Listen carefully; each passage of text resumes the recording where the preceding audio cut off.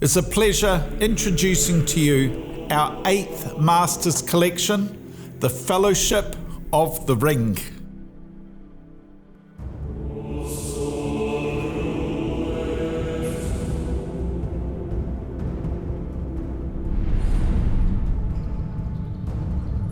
We wanted to finally depict the entire Fellowship of the Ring in 1/6 scale.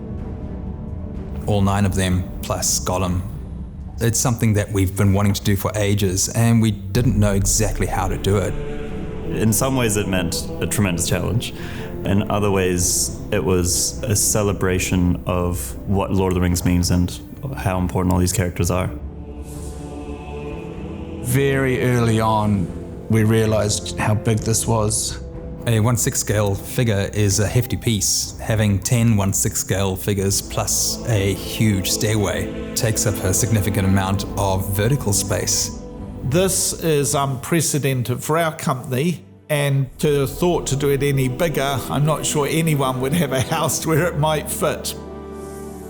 When we first started figuring out how we're going to make this, who's going to be involved, it was really literally like everyone.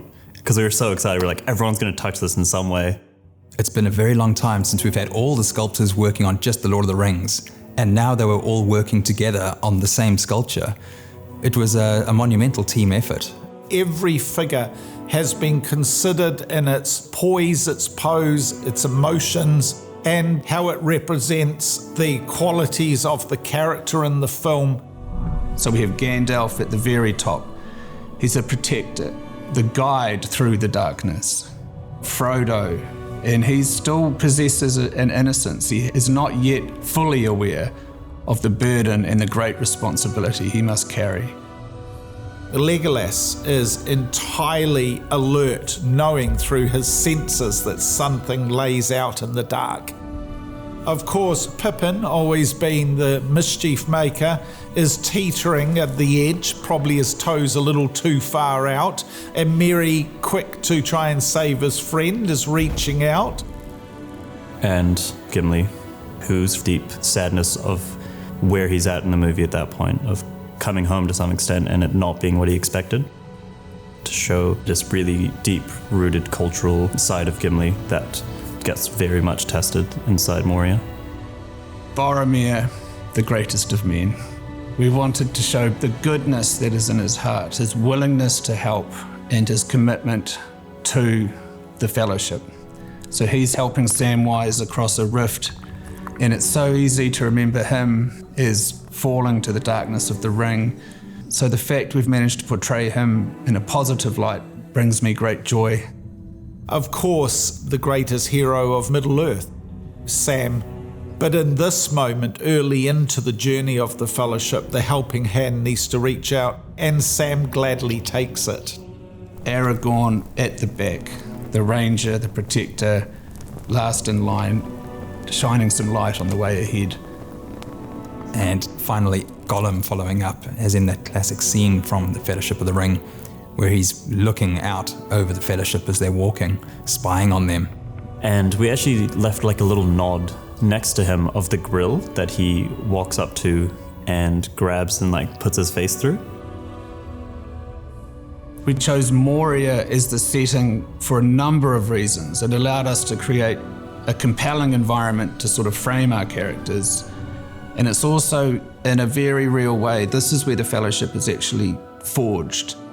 And it was beautifully put together by Sean Bolton and Tagish Carey, who worked to create this amazing scene where you've got mithril veins coming down on the sides. You've got various stages of Dwarven architecture that's dilapidated, that has been ruined because they haven't been there to look after the place. And they would kind of bounce off each other and be like, oh, the strata will work like this. And if it was chipped away and all the dwarves were living here, there would be a certain level of cleanness here because the dwarves are such good architects and worksmen.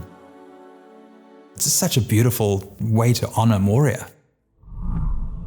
We call it the Masters Collection because we fundamentally believe that the sculptors that work with us have become masters in their trade. And the fabulous sculptors that created this 8th Masters Collection piece, Gary, Tagish and Sean. We had Jason, Mauro, Daniel, gong, hogelina and bowl, and not to forget all the other model makers, moulders, casters and painters that all work together to create this extraordinary piece. There's just so much little detail and little things to see in it. There's a bucket at the bottom of the piece where Pippin's looking over. That bucket that fool of a took sends down the well, we put that down the bottom in the water. Just a nice little nod to a probably generic Dwarven bucket. There's this rock down the bottom that's just next to Aragorn that we've got some runes inscribed with a secret message. From the people at Wētā Workshop to our fans.